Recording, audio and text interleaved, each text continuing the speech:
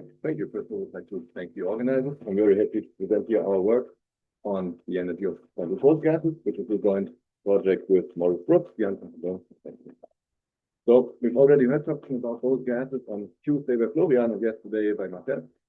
So but let me quickly, let me quickly recap the setting. So we're looking at N boson in a box in 3 dimensions now, a box of length L.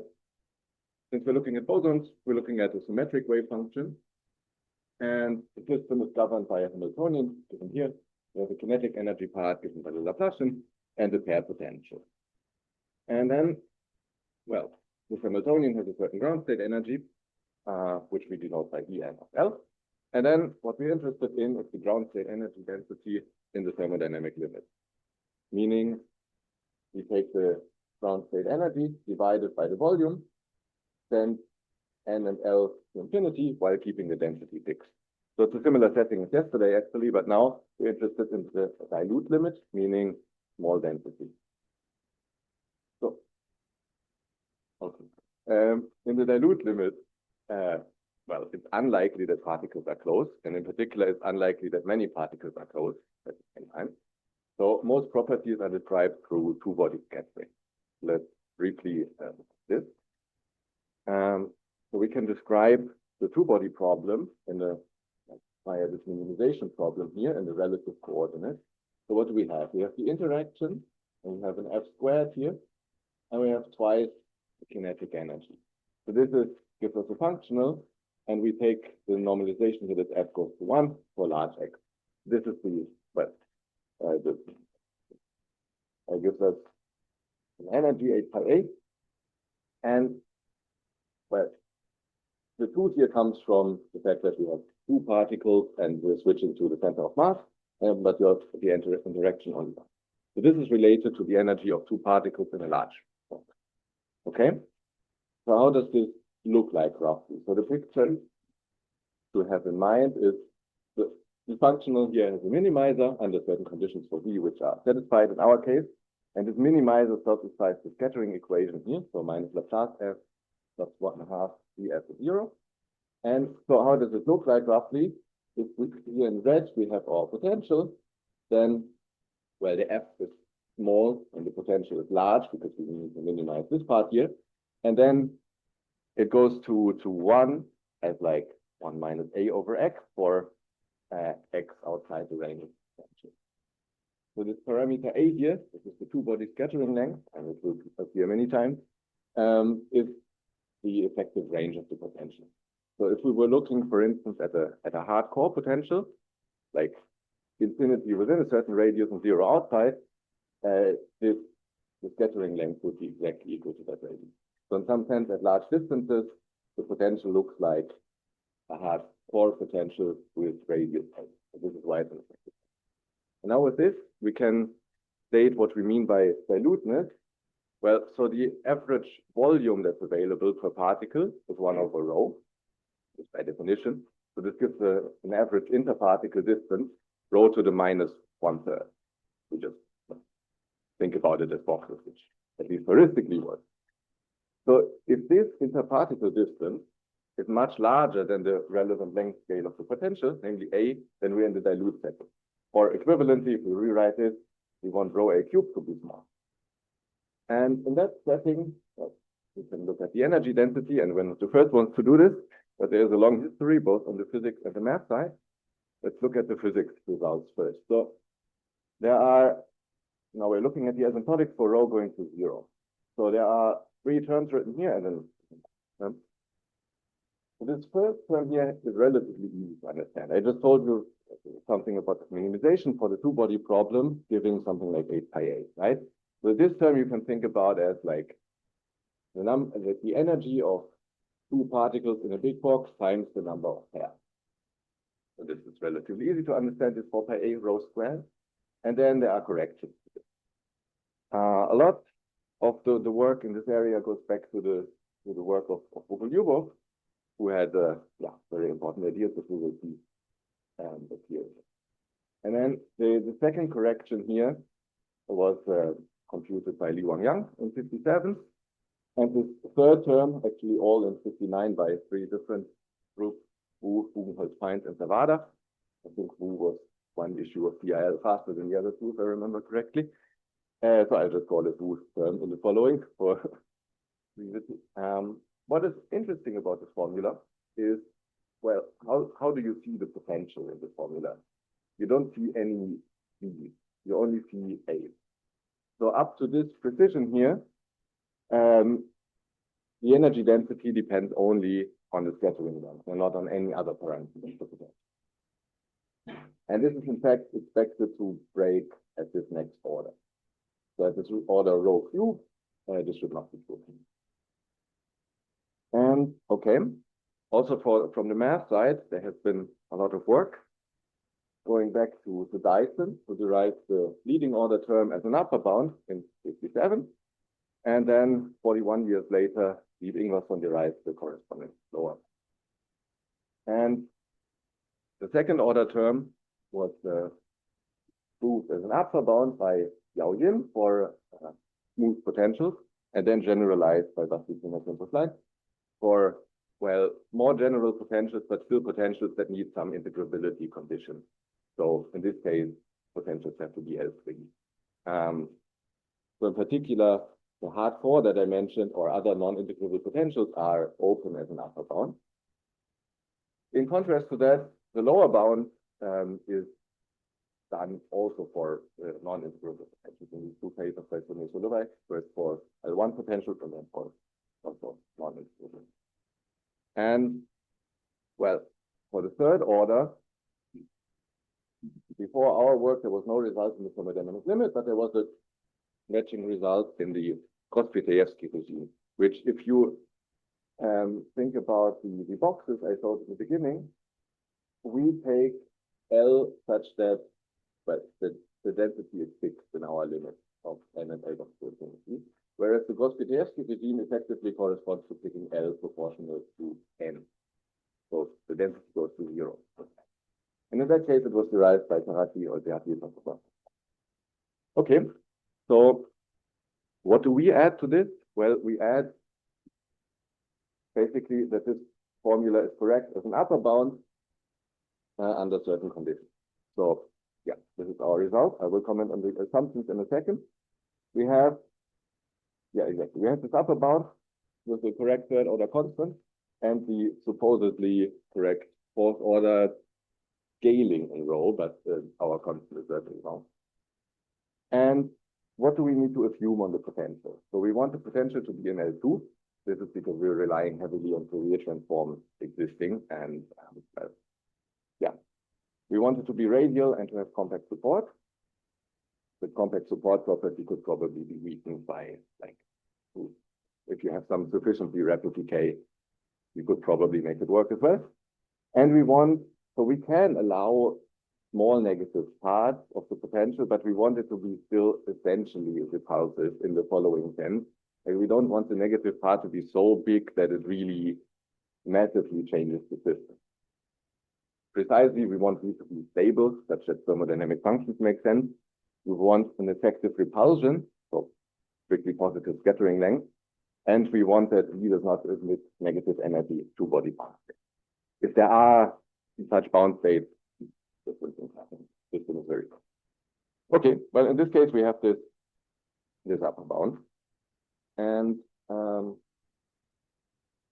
now let me try to give you some ideas of the proof. So the first thing we do is a standard simplification. Instead of working on the big thermodynamic box where L is proportional to n over rho to the 1/3, we work on small boxes. Should be similar to what Florian explained on Tuesday. So we define a small L, which is an inverse power of the density, and the corresponding number of particles such that such that the density is roughly 12.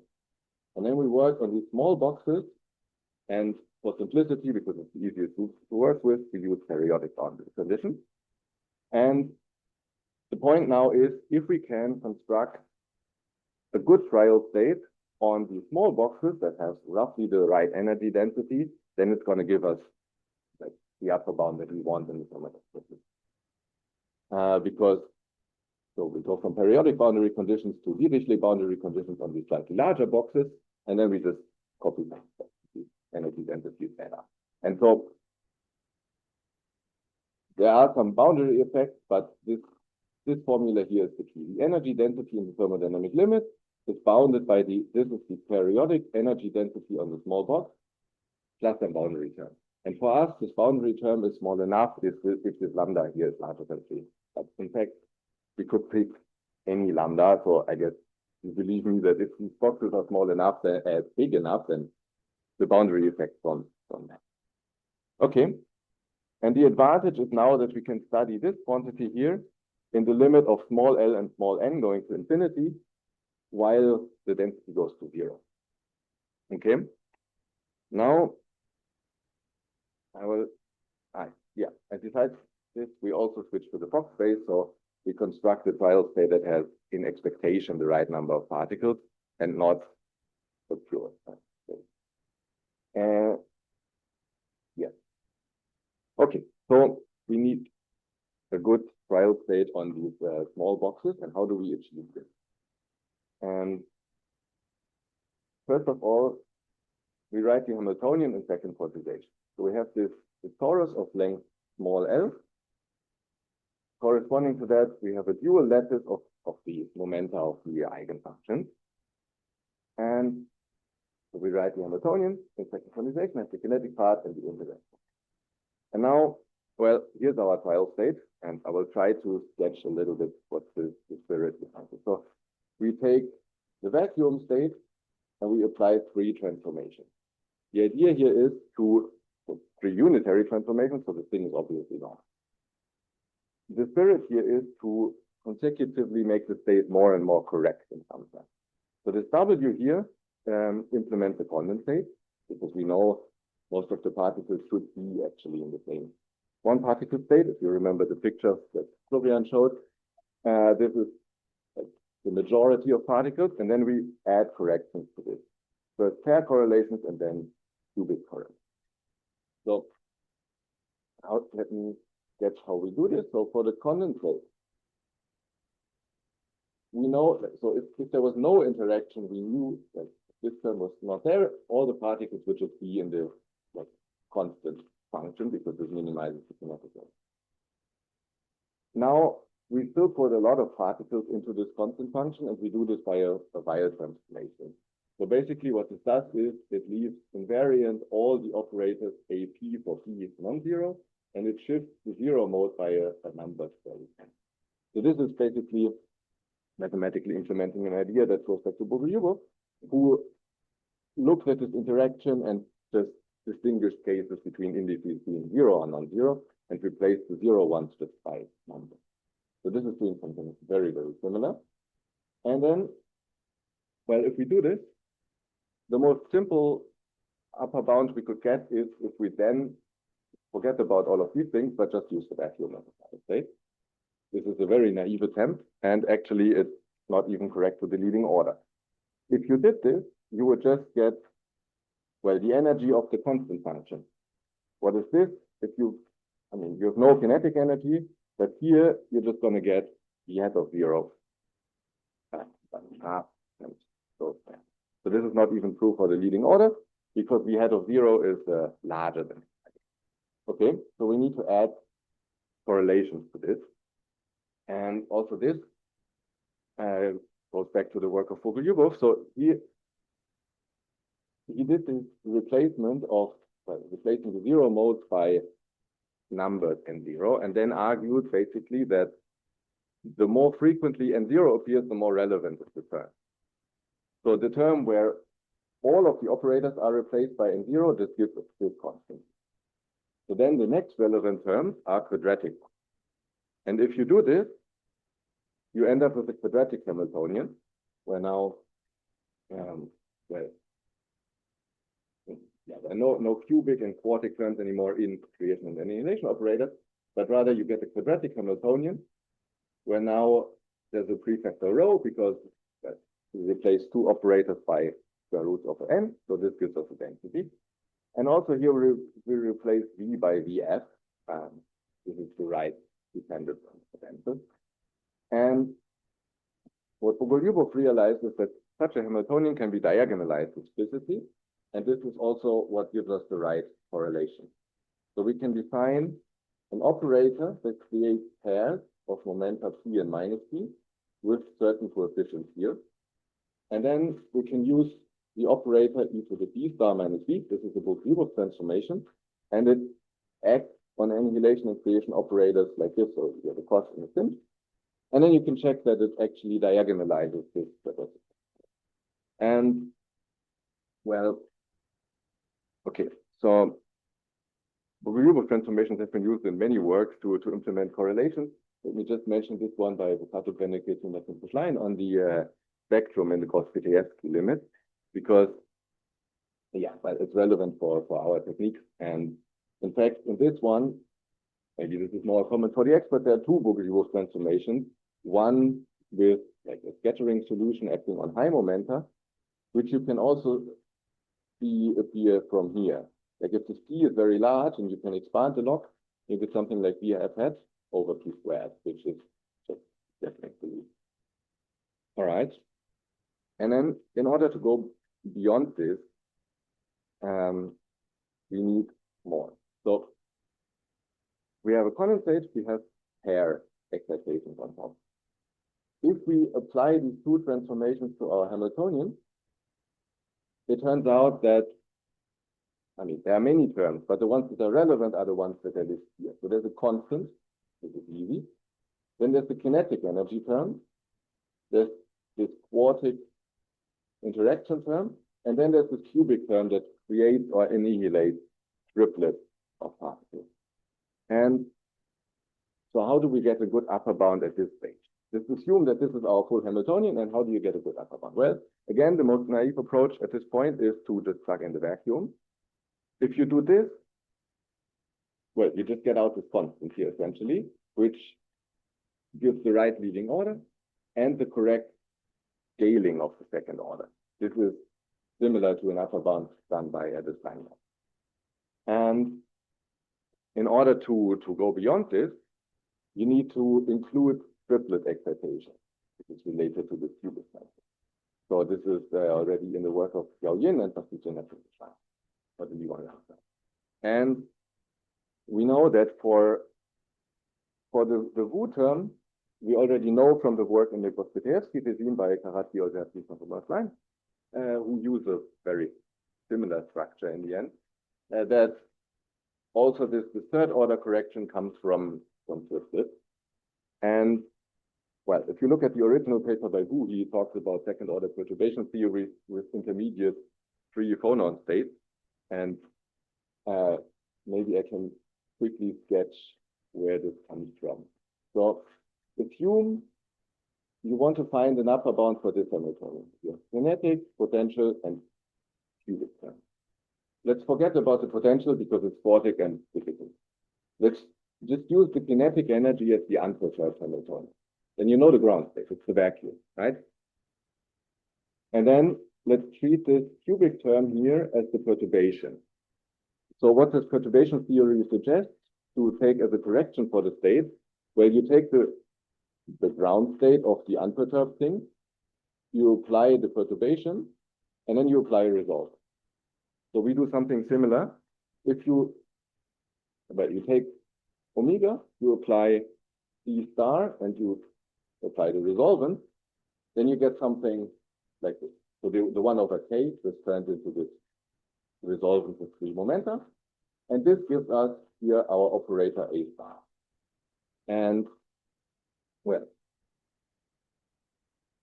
then we construct our trial state as e to the A star theta, where the theta contains a lot of interesting things that I unfortunately, I think, don't have time to talk much about. And then, well, we do this, and we do a Duhamel expansion, and the constants that come out combine nicely with the previous ones. And in fact, it's nice to note that if we had taken the state that perturbation theory suggests, kind of like omega plus this A star omega, which should be the first correction, this would give the right constant. The only problem is the state is very far from being normal, whereas the unitary state is of course normal. And, well, a lot of work goes into the approximation here, and also I did not say much about the theta, but this is actually the key new method that we have here. We really exploit locality in the sense that so we write all the kernels in position space, and like we notice that all the kernels are supported on scales way shorter than L. So maybe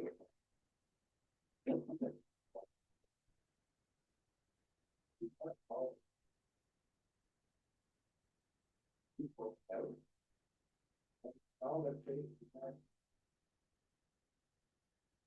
here comes some kernel representation on scale L2. Now before it all the relevant scale and here now these here are very simple things that are here are the continuous here now. One part.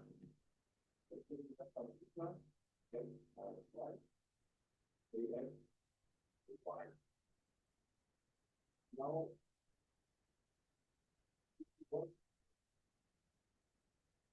what the time you can use that one that very few rather than others. And this allows us to use the open party so we can use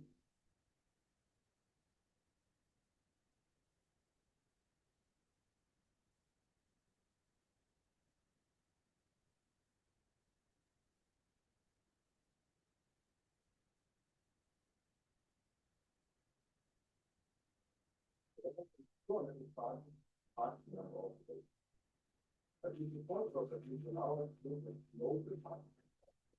For instance, an open party that operated means that it takes all around or X just integrates the right star and right around the or and then now the key point is if the station market can value still the way smaller than the station point. And so this are important and all right. Then thanks for your attention.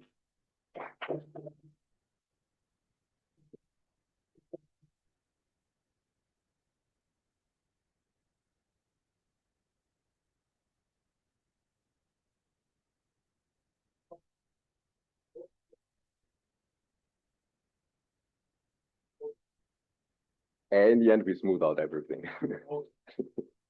Yes.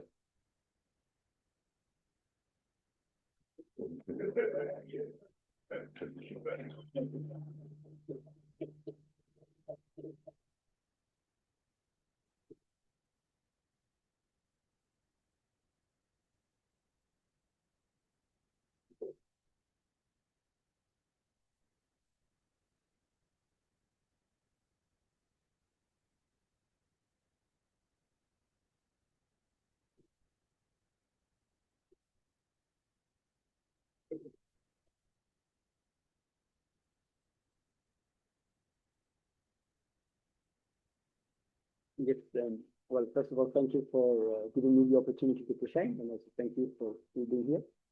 So yeah, this work I will present, again, is on quantum walks and more specifically localization in what I would call the regime of strong disorder. I will explain all these terms, and it's well a work I've done together with my supervisor, Alain Dua. So the intuition we want to have when we think of a quantum walk is basically a quantum particle moving on some discrete grid that I will call gamma here in discrete time. And the state of the quantum particle with will be given by a normalized vector here in this Hilbert space that is the tensor product of first the L2 space of the grid, which represents the position, together with this S-dimensional complex vector space, where S is some internal degree of freedom that the quantum particle has, so for example, a spin. And then the quantum walk is given by this unitary U that we normally assume to be local as well. And then one time step is just applying the U on the state. right. Now, the talk I will give is basically about the hexagonal lattice, but I really want to stress that most of these things, they can be generalized to, well, a wider range of lattices. And since we are on the hexagonal lattice, where every vertex has 3 neighbors, we make this internal degree of freedom 3. So here the dimension will be, well, 3. And then what we do is when we define a quantum walk, we assume what people call a shift coin decomposition. So we associate to every side x in the lattice a coin matrix C of x that, because it's 3-dimensional coin space, will be a 3 by 3 unitary matrix. And then we define the coin operator, as I wrote here, on elements of the canonical orthonormal basis. So x here, it corresponds to the position in the, well, on the grid. And EI, where I goes now from 1 to 3, is, well, the coin space. So we fix an orthonormal basis in the 3-dimensional complex vector space. And we define the coin operator to just be at side x, we apply coin matrix Cx on the coin space. Okay. And then to move along, the grid, we associate 3 shifts as 1, 2, and 3 because we want to move along the edges of the grid. And the shifts in itself as 1, 2, and 3, they will be only operators on L2 over the grid. And then we define the actual shift operator curly S to be just shift 1 if we are in state 1, coin state 1, shift 2 in coin state 2, and so on. And now the quantum walk U is given as the composition of shift and coin. So basically we have the coin state that we permute with the coin operator in a unitary way. And then depending on the coin state, we move along the grid. So yeah, this is so far for quantum walk. And before I come to localization, I want to quickly talk about transport properties. So if we assume the translation invariant case, that means that at every side we have the same coin matrix. We can use the Fourier transform to obtain the Fourier transform operator, which will now be an operator on the L2 space over the 2-dimensional torus. And it turns out, since we are translation invariant, this will be a multiplication operator, where now, well, the operator U hat, it multiplies the state, the head of K by this matrix U hat of K, where K again is in the 2-dimensional torus. And we can quite easily show the following equality or equivalence here, that the continuous spectrum is empty if and only if the map that maps K to the trace of U hat of K is constant. And that shows us that, because we can really explicitly compute U hat of K depending on the coin matrix. So coin matrix is kind of the parameter. And it shows us that for basically all choices of coin matrix, or almost all choices of coin matrices, we obtain continuous spectrum and therefore transport. So no localization, as I will point out later. And actually, we can obtain more things on transport in the more general case. So when we are not translation invariant, by using a topological index. And the idea here, which is very broadly sketched, is that we split the grid into kind of 2 half spaces that I've labeled or drawn here in red and blue. And we use the projection P and P perp to be the respective projections into these half spaces. And this allows us to define the index of U as the index of a pair of projections. So P and U star PU are a pair of projections. And that's like some theory that goes back to Avron, Seiler, and Simon that tells us that such a quantity is an integer and, well, more properties. But we use this to obtain criteria. So, I mean, the basic assumption is always the index is non-zero. We can kind of compute it. And then if this is the case, we can obtain criteria for continuous or absolutely continuous spectrum covering the whole unit sphere. And one such criteria is written down here is that specific entries of coin matrices for the coins that are kind of like on this boundary here between the 2 half spaces converge to 1. So, I mean, you see here we have these entries. That means that the coin matrices, they should kind of converge to a specific permutation matrix. And then we obtain transport. But I want to say that, okay, the first part here is really a straightforward computation. This is much more involved. So it's not something that you should be able to see like that. All right, so far for transport, now for the actual topic of my talk, which is localization. So the first thing we want to do is we want to make the entire thing random. So we associate to every side x this random variable omega x that is IID uniformly distributed on the interval 0 to pi. And this allows us to define the random operator d omega that I have again here defined on this canonical basis by just multiplying this state with the phase e to the I omega x. And so one thing I want to stress is that the randomness we do here is only depending on the position of on the grid and independent of the state. So what we can then do is we can view the randomness, the omega. So I should maybe say first, the random quantum walk is then given by this the composition of the deterministic one with this random phase d omega. And due to this definition, we can view the randomness as like a random phase that we associate to every point matrix. So we could also think of having kind of a random point operator where the randomness is a random phase. And now for localization, dynamic localization, we call there the property, or we call dynamic localization, the existence of a rate G such that for all sides x and y, we have the following inequality. And so first, maybe let's start with the right-hand side. This is basically, okay, there should also exist a constant c such that. Well, the right-hand side is basically exponential decay in the distance between two sides x and y. And now on the left-hand side, first the scalar product. This is basically what is mapped from y to x using n steps of the quantum walk. And then we take the supremum over the amount of steps we can take and the expectation over omega. So we want basically this quantity to decay exponentially, which just says that the probability to move from one side to another, it should decay on average exponentially in the distance between x and y, independently of how many steps the quantum walker can take. And as I have already hinted before, dynamic localization implies spectral localization, which means that we have almost surely pure point spectrum, so we couldn't have transport. And maybe as a quick motivation or visual interpretation for localization, so I mean the property is we have exponential decay between like two sides. And what we can actually show now quite easily is if we fix some vertex on the lattice that I call 0, and we define the position operator, which should kind of multiply a state with the distance to 0. So maybe I should say for like convenience sake, here I have always omitted the point state, like that's technically always the point state, but it doesn't make a big difference.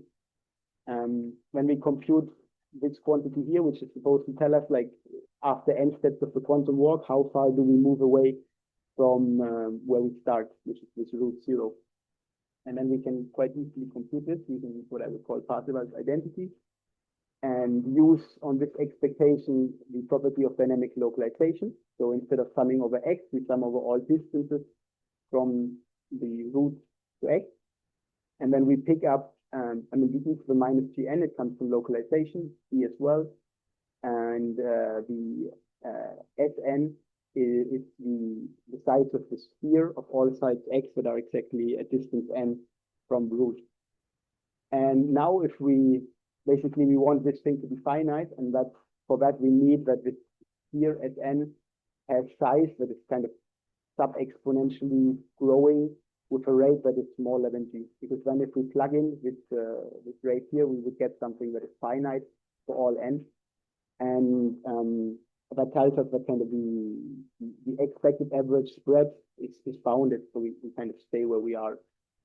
And just to maybe say this rate here, rate of growth for the sphere, for the hexagonal lattice, it would be, for example, linear in n, so it's satisfied. And on the other hand, for trees, for example, it wouldn't be satisfied. So even if we have like the definition of localization before, we wouldn't obtain that this expected average spread stays bounded. Okay, and for the proof of localization, what one normally does is one proves what is called a fractional moment criterion. So this is the existence of some exponent s, such that for all sets in the resolvent set, kind of close to the unit sphere, we want the following inequality. So the right-hand side is basically the same. We still have exponential decay in the distance between x and y. And on the left-hand side, we just replace the u omega to the power n in the supremum by the resolvent. So it's a bit less of a visual interpretation, but it turns out to be normally a bit easier to prove. And it was proven in 2009 by Hamza, Schwa, and Stolz that such a fractional moment criterion under the right assumption implies dynamic localization. And so this is normally what we do, I would say, to prove dynamic localization. You want to verify such a fractional moment criterion and then conclude localization. All right. And now for my work in specific, I want to point out this specific coin matrix C naught here that corresponds kind of to the permutation 1, 3, 2, and it induces full localization. That means that, for example, if we start here in the center in coin state 1, we will move up, then down again, then to the left, and back again, and right, back again, and always move in a circle. So we really stay kind of where we are in the 6-dimensional subspace. And this is what we would call full localization. And this is also from the nomenclature, the regime of strongest order. So this is what I've been told, that regime of strongest order means that we are close to a state where we have, or a parameter values where we have full localization. And now for my result, which is basically a fractional moment criterion on such a hexagonal lattice. So for any s, this is the exponent on the left-hand side. Any s smaller than 1/3. The 1/3 is just a technical detail, but in the end, we just need one s. There exists now constant c and g. These are the ones we need for the exponential decay, and a constant phi, such that for any family of coin matrices, and now we have a regime of strongest order. That means that the coin matrices, the x, they have to all be like phi close to the coin matrix that induces full localization. And what do we get? We get the fractional moment criterion. The only difference is now I have also inserted the coin states, EI and EJ, for clarity. And one thing I want to highlight here is that what we have now is we have kind of a neighborhood of this coin matrix C naught that induces full localization, in which we have localization. And this is kind of, earlier I said that for almost all coin matrices, we actually don't get localization. But this was in the translation variant case, and in particular when we didn't have any randomness in the model. So we see that it really requires these random phases for us to be able to deduce that we have localization. And I think I have the time to quickly sketch something about the proof. So the proof, I would say, is kind of standard in this area, uses a finite volume method. So the first thing we want to do is we want to restrict our quantum walk to some finite box. And we do this by, so the box lambda L has size L, and we do this restriction by basically choosing the coin matrices on the boundary of our box lambda L to be this specific permutation matrix that induces full localization. Because this will mean that when the walker reaches the boundary, it will just be reflected back again. So it cannot go from the inside to the outside and vice versa. And this is also why then later on we want the coin matrices to be close to this fully localized state. Okay, so we have this way to restrict to a box. And now we prove an intermediate proposition that I call here the iterative step, which is the following. So we want there to be some constant q smaller than 1, such that for any s, okay, and L, the size of the box big enough, there exists some phi, and this phi will be the phi we have in the statement of the theorem before. So how close it says it here as well, how close the coin matrices need to be to a fully localized one, such that, and now, okay, the left-hand side is exactly what we want to bound. Right-hand side, we have the q smaller than 1, and now we have this maximum here. So we take a look, we take a maximum over all v that are now here. With this I mean the boundary of a box of size L that is centered at X. So we basically take a side V that is on the boundary of X, and intuitively we want to think of it as being closer to Y, where we want to be. And then we just have the same quantity again, but now we replace the xi here with the vk. So side x is replaced by I'm sorry, I should have said that before. This is the notation I use here for simplicity. So x with the exponent I, it means that we are at side x with coin state ei. And this holds for all, well, x anywhere, and y has to be outside of a box of size L centered above. And now I have some nice pictures to visualize the ideas. So we start off with this. So we have y and x, and we have a box of some size, L1, okay, and y needs to be outside of the box. So we apply this theory, and what we obtain is, okay, I've already drawn the new box, but okay, we obtain first some size v, where this v coming from the maximum, where this maximum is obtained, and we pick up one factor of q. And then we just apply this again. We obtain a new side u that is now on the boundary of the second box, pick up another factor q, and just repeatedly apply this proposition until we end up with some side w, such that the y is now contained in the box centered at w. And in the meanwhile, we have done this like n times. So we picked up n factors of q. And the last thing we want to do is we want to generally, well, bound the right-hand side then by some constant. And this is something we can always do because we can show that actually this quantity here is always bounded by a constant that is just depending on s. So we can always do this. And then we obtain q to the n because we have n steps times some constant c. And then we see that the n here, it depends linearly on the distance between x and y. And then we can just rewrite this and obtain the statement of localization. So we obtain this decay exponentially in the distance between x and y. All right. And for my last point, I want to highlight maybe more like a problem. And it's the following. So I want to recall the definition of the randomness we have, which is, again, as I said, independent of the phase of the coin state ei. So it means that if I write the operator d omega in the orthonormal basis here, the canonical one that I use for the time, we obtain like a diagonal matrix where, infinite diagonal matrix, where each, on the diagonal, we have these 3 by 3 blocks, where in each block we have the same entries here, e to the I omega x. And this is again because the coin state doesn't play any role in this definition of the randomness. And this is unfortunately actually a problem because this implication that was proven by Hamza, Schwan, and Stolz, that fractional moment criterion implies localization, it requires completely independent phases. So this tells us that unfortunately from the fractional moment criterion I have shown, using this definition of randomness, we can't immediately conclude localization. Now that's kind of the obvious way out is just to say, okay, I use a new randomness. I just make the randomness also depend on the state we are in. Then I would obtain here, instead of 3 times the same entry, I would have omega x1, omega x2, and omega x3.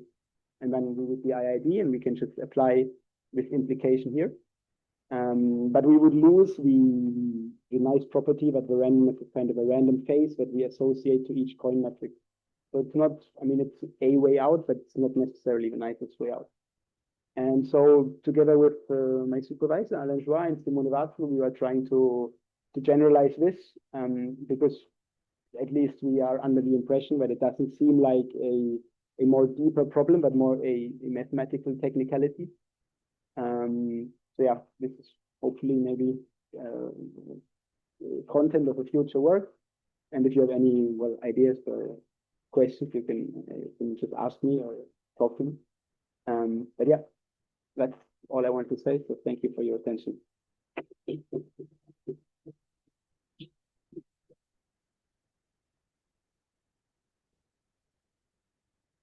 Yeah.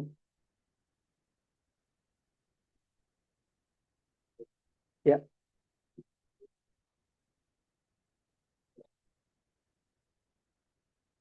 the terminology of strong disorder, or so. So I have to be very honest. I'm not entirely sure why people call it strong disorder. It's what my supervisor told me, and I think it comes in a way from the Selver joint case. I mean, it's not entirely. I mean, the disorder is that it's just going. Well, I mean, it's not really disorder, to be honest. It's just going up, down, left, and right.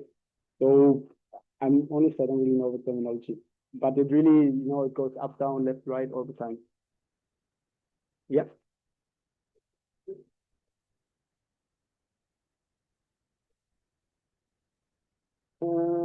Critical phi. No, I mean, no. I mean, there's, of course, I can take like a lower value of phi, but the phi in the end, I think, I mean, yeah, I guess there should be a critical value, but we haven't really thought about that so much. I guess at one point it won't work, I guess, but in the end, the point was more about showing that there exists like a neighborhood around this one coin matrix where you can prove the statement.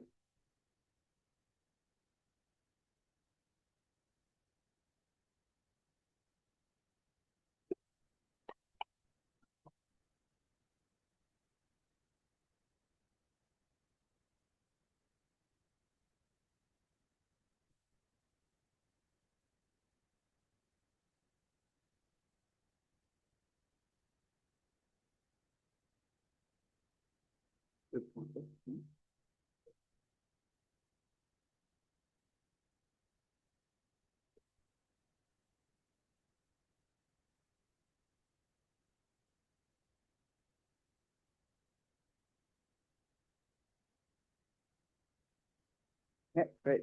So my talk is going to be about fermionic reduced density matrices, which were already defined by Robert. In my case, I take H to be a general Hilbert space, which in particular needs to be separable. But for simplicity, you can just think of L2 of RD for some dimension D. And then we consider fermionic. We first consider n-body wave functions, fermionic wave functions, so they need to be antisymmetric. If you look at L2 of ID, this just means that when you exchange two variables, you get a minus sign. And in a more general case, you would define this using the permutation operator defining 2. But this basically just says that the wave function is antisymmetric. And then you define the k-particle reduced density matrix by tracing out n minus k variables. And then we also multiply by the constant n choose k, which is just a normalization constant. And this gives us an operator from hk to hk, which is trace class, non-negative, and in particular, well, it has the normalization free. So maybe before I discuss the estimate on the Hilbert-Schmidt norm of gamma k, I'll talk about the estimate, the operator norm, because it's a bit simpler. So due to the normalization we took, we directly have the trivial Banner row here. So yeah, I wanted to say this.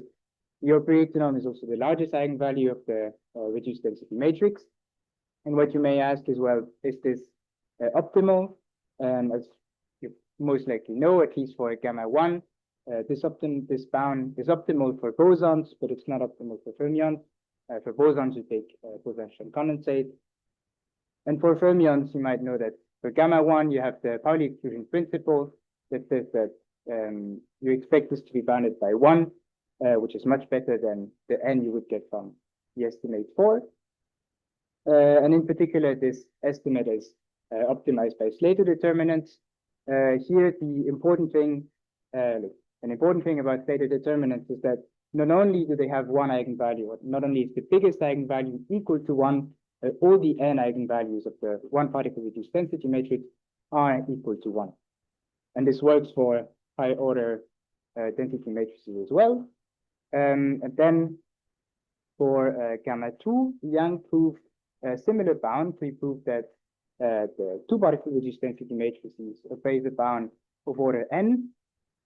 And something quite remarkable about, or interesting about this bound, is that it's not optimized by Plateau determinants because they have the bound of order 1, but it's optimized by states called Yang-pairing states. And the only important thing you need to know about those states in this talk is that those states have one eigenvalue that almost attains this bound, and then many small eigenvalues. And actually more, so just rewrote here the estimates. And then you might ask, well, what about a general reduced density matrix K? Well, Bell and Young generalized the bound from Young I showed before to higher order reduced density matrices. And the sort of interesting thing here is this strange dependence in the parity of K. So you see, first for gamma 1, you recover the Pauli exclusion principle. For gamma 2, you get a bound of order n, which is the bound Young had proved. And then for gamma 3, you also get a bound of order n. So you sort of skip, you sort of skip the parity, basically. And here, the optimizers for this inequality for K greater or equal to 3 are not known, but they were conjectured to be also given by the Yang-pairing states by Carlin, Lieb, and Horvath. And so now maybe let me give you a short idea of why there's this strange dependence in the parity of K, which is the idea that was introduced in Bell's paper. And to see this thesis where you need to use creation and annihilation operators. So what you do is first, you take some K-body wave function f, and then you consider the expectation of gamma k in the state f. And so the supremum over all f, over all normalized f, would give you the operator norm. And then you rewrite this using creation and annihilation operators. And then you see that you have K creation operators and K annihilation operators. Then you rewrite this slightly. You just define a function f. And then this big quantity here is just the expectation of f star f in the state psi. And then you bound this from above by the same thing by adding the expectation of f star, because the expectation of f star in the state psi is just the norm of f star psi squared, so it's not negative, so you can add it for free. And now, if you think of k being equal to 1, well, you recognize that this is what you use to prove the Pauli exclusion principle. So what you do is just use the canonical anti-commutation relations, and you see that f star f contains a star a, f star contains a star, and just gives you a 1 by the CAR, and so you get a bound of order 1. And more generally, f star is going to contain k creation operators and f k annihilation operators, and then you can flip the order of all those operators using the CAR, and you're going to get first a dependence in the parity of k, and also some lower order terms, so some terms where the operators concatenate. And then what it gives you is that for k odd, this f star f plus f star can be expressed only in terms of lower order operators. For example, for k equals to 3, you get that the expectation of gamma 3 in the state f is bounded only in terms of 0 particle operators, 1 body operators, and 2 body operators, and that's why you also get a bound of order n. Right. Now, as I said, my talk is supposed to be about the Hilbert-Schmidt norm. And to define the Hilbert-Schmidt norm, you just take the reduced density matrix gamma k, you square it, and then you take the trace, and then you take this at the power 1/2. And this is just the same thing as looking at the sum of the eigenvalue squared of gamma k. Then first for the one particle reduced density matrix, well, you can use the Pauli exclusion principle to get an upper bound on this quantity. You just bound gamma 1 by 1, and then you get that the Hilbert-Schmidt norm is bounded by the trace of gamma 1, which is equal to 1 by the normalization. And this is actually optimal. This is optimized by stated determinants. And so since this strategy works so well, you might think, well, can we do the same thing for the general gamma k? Can we do the same thing for the Hilbert-Schmidt norm of the general gamma k. And so you use the estimate which is optimal in its order to get an upper bound on the Hilbert-Schmidt norm. Then you get the bound 9 I have here, so which is of order n at the power 3k over 2. But this is actually not optimal at all. In fact, again, Carl and Lieb and Roivers, they conjectured that the Hilbert-Schmidt norm is maximized by Slater determinants, meaning that it would obey a bound of order n at the power k. So basically similar to 9, but without this very big factor here. And so maybe you might ask, well, why is the estimate 9 so bad? Well, if you think of what I said earlier about the n-pairing state, it has one eigenvalue that is very large, that almost attains the bound, and then many small eigenvalues. And here we're looking at the sum of the eigenvalues squared, and we bounded all the eigenvalues from above by this maximal value. But they're supposed to be all, like only one of them is supposed to be close, and that's why we get something that is way, way bigger than it should be. And recently, Martin Rahm Christiansen proved the theorem I showed here. They proved that the Hilbert-Schmidt norm of two particle reduced density matrices obeys a bound of order n. And so maybe if you look at the optimal bound or like the conjectured bound, you see that it's exactly what you have here, because here you have something of order n squared, but we take the square root, and so it gives us exactly something of this order. And so the idea of his proof, well, his proof is actually quite simple and very nice, is just to use an alternate characterization of the Hilbert-Schmidt norm, so just to rewrite this in terms of the trace of A gamma 2 and take the supremum over all Hilbert-Schmidt operators A. And then you rewrite this using, again, the equation annihilation operators, and you separate three operators. So for example, A star, A star, and A, and then one annihilation operator. And then you do a Cauchy-Schwarz inequality to just separate them. And then you have now, you're going to have three creation operators and three annihilation operators. So you can use an argument similar to Bell because you get the nice cancellation you would like to use when you're done for when you have an even number of operators. Now, one drawback of the method is that it's unclear how to make it work for, say, the free particle reduced density matrix. I mean, it's also unclear whether it should work for the free particle reduced density matrix.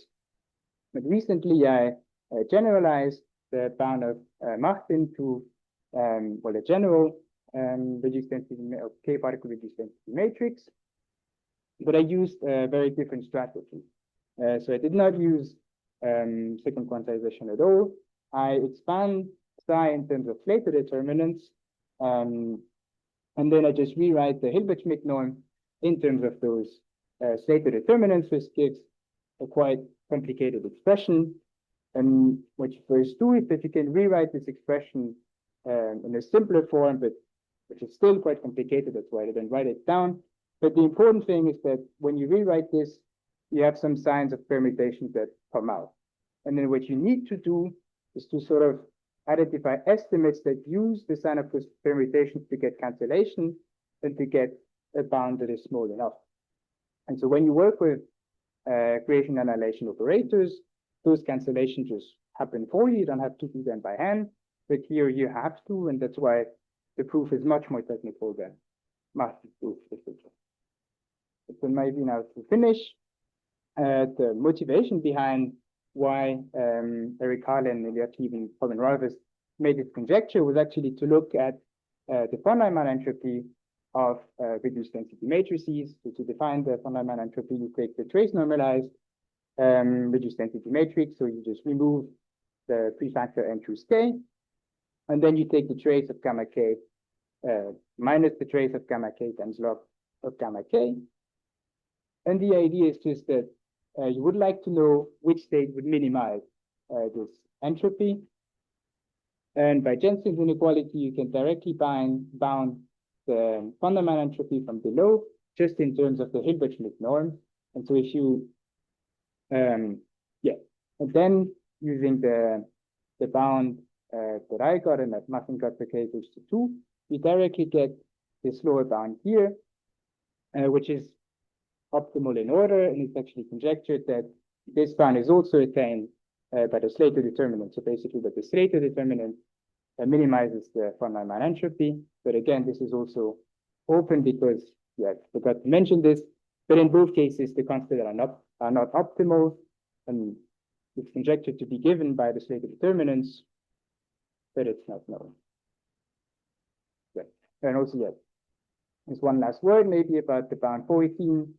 This was conjectured by Marius Lem, and he had also already proved it in 2017, just for k equals to 2, and he also had a pretty strong assumption on the dimension of H. So it could not be much larger than the number of particles.